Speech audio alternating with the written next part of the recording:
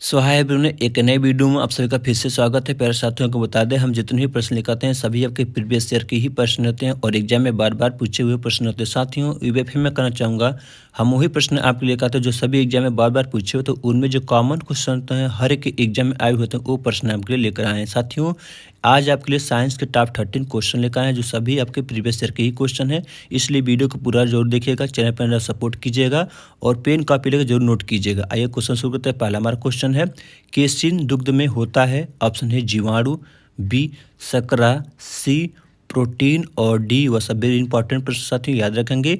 तो ऑप्शन आपका सी right answer होगा, प्रोटीन होता है। चलिए अगला प्रश्न देखते हैं।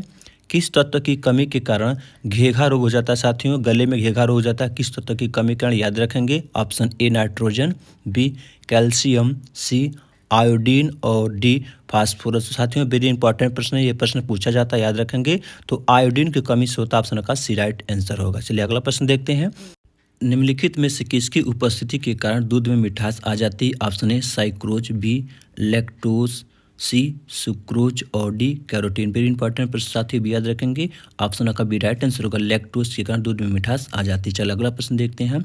स्वरोग को मानव रियासी क्षेत्रों से दूर रखना किसके उन्मूलन में सहायक है? ऑप्शन ए मलेरिया, बी जापानी इन्फ्लूएंजा, सी फीलपाव और डी पोलियो। वेरी इंपॉर्टेंट प्रश्न साथी, याद रखेंगे। ऑप्शन का बी राइट आंसर होगा, जापानी इन्फ्लूएंजा में सहायक होता है। अगला प्रश्न साथियों, घात करो और छिप जाओ नाम से विख्यात विषाणु है? ऑप्शन ए RHB विषाणु, बी डाबेर विषाणु, सी HIV विषाणु और डी इनमें से कोई नहीं। साथियों, घात करो और छिप जाओ किस विषाणु का नाम है? याद रखेंगे। तो HIV विषाणु ऑप्शन का सी राइट आंसर है। अगला प्रश्न साथियों, कुनेन के अतिरिक्त निम्नलिखित में से कौन एक शासकीय औषधि मलेरिया के उपचार के लिए प्रयोग की जाती है? ऑप्शन ए अर्टीथर, बी ग्लेस, सी ब्यूटीवीट और डी सिरनैडिम। तो ऑप्शन का ए राइट आंसर होगा, अर्टीथर का प्रयोग की जाती है। अगला प्रश्न साथियों, निम्नलिखित में से किसकी कमी से रिकेटस होता है? Option A vitamin D, B vitamin C vitamin K और डी विटामिन ए। तो किसकी कमी से साथियों रिकेटस रोग होता है? वेरी इंपॉर्टेंट प्रश्न, भी याद रखेंगे। ऑप्शन का ए राइट आंसर होगा, विटामिन डी की कमी से होता है। अगला प्रश्न साथियों, शाकाहारी अधिकतम प्रोटीन पाते हैं? ऑप्शन ए अनाजों से, बी दालों से, सी सब्जियों से और डी दूध से। साथियों, तो जो शाकाहारी होते हैं अधिकतम प्रोटीन किससे पाते हैं, ये भी याद रखेंगे। तो ऑप्शन का बी राइट आंसर होगा, दालों से पाते हैं अधिकतम प्रोटीन। चलिए अगला प्रश्न देखते हैं साथियों। प्रोटीन का सर्वमुख स्रोत है? ऑप्शन ए काला चना, बी बंगाल चना, सी मटर और डी सोयाबीन। तो साथियों, सबसे अच्छा प्रोटीन किस में मिलता है?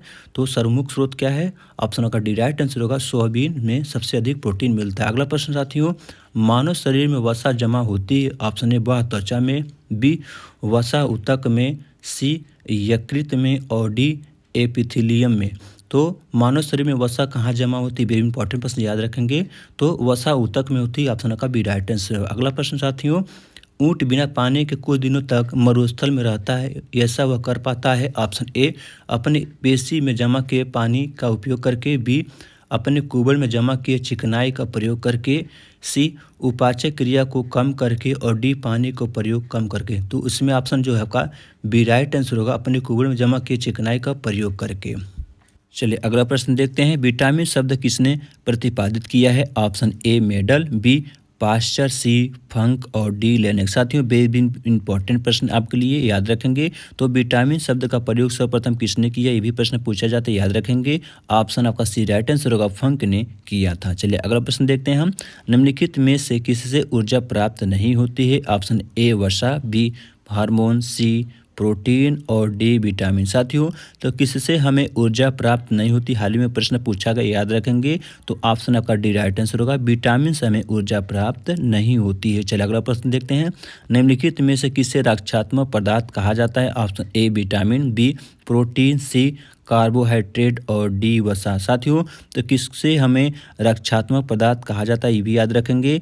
ऑप्शन इसमें आपका ए राइट आंसर होगा, विटामिन को रक्षात्मक पदार्थ कहा जाता है। अगला प्रश्न देखते हैं। मानव शरीर में रुधिर बैंक का कार्य कौन करता है? ऑप्शन ए तिल्ली, बी फेफड़ा, सी हृदय और डी यकृत। साथियों, वेरी इंपॉर्टेंट प्रश्न ये भी याद रखेंगे। तो रुधिर बैंक का कार्य कौन करता है मानव शरीर में? तो तिल्ली करती है। ऑप्शन आपका ए राइट आंसर होगा। चलिए अगला प्रश्न देखते हैं हम। रक्त में पाए जाने वाली धातु है option A calcium, B zinc, C sodium और डी लोहा। साथियों तो रक्त में कौन सी धातु पाई जाती है? वेरी इंपॉर्टेंट प्रश्न आपके लिए याद रखेंगे। तो कौन सी धातु पाई जाती है? तो लोहा पाई जाती है। ऑप्शन का डी राइट आंसर होगा। चलिए अगला प्रश्न देखते हैं साथियों। रक्त का शुद्धिकरण कहाँ होता है? ऑप्शन ए फेफड़ा, बी यकृत, सी किडनी और डी सभी। साथियों तो हमारे रक्त जो होता है उसका शुद्धिकरण कहाँ होता है? वेरी इंपॉर्टेंट प्रश्न भी प्रश्न पूछा जाता है, याद रखेंगे। ऑप्शन का सी राइट आंसर होगा। किडनी में रक्त का शुद्धिकरण होता है। चलिए अगला प्रश्न देखते हैं साथियों। हीमोग्लोबिन में होता है ऑप्शन ए तांबा, बी लोहा, सी मैग्नीज और डी जस्ता। साथियों तो हीमोग्लोबिन में क्या होता है? वेरी इंपॉर्टेंट प्रश्न भी प्रश्न पूछे जाते हैं, याद रखेंगे। तो लोहा होता है। ऑप्शन का बी राइट आंसर होगा। चलिए अगला प्रश्न देखते हैं साथियों।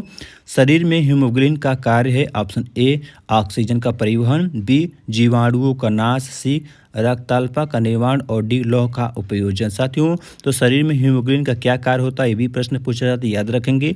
ऑक्सीजन का परिवहन करना इसका कार्य होता है। ऑप्शन का ए राइट आंसर होगा। चलिए अगला प्रश्न देखते हैं साथियों।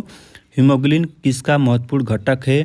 ऑप्शन ए आरबीसी यानी red blood cell, B WBC यानी वाइट ब्लड सेल, सी पट्टिकाणु और डी जीवद्रव्य। साथियों तो ये हीमोग्लोबिन किसका महत्वपूर्ण घटक है? याद रखेंगे। ऑप्शन ए राइट आंसर होगा। आरबीसी का होता है यानी रेड ब्लड सेल का। चलिए अगला प्रश्न देखते हैं। किसकी मौजूदगी के कारण शरीर के भीतर रक्त जमता नहीं है? Option A fibrin, B plasma, C haemoglobin और डी हेपरिन। साथियों याद रखेंगे किसके मौजूदगी के कारण रक्त के शरीर के अंदर जमता नहीं है? याद रखेंगे हेपरिन के कारण। चलिए अगला प्रश्न देखते हैं साथियों। निम्नलिखित में किसको आरबीसी का कब्रिस्तान कहा जाता है? ऑप्शन ए यकृत, बी अस्थिमज्जा, सी प्लीहा और डी परिशोधिका।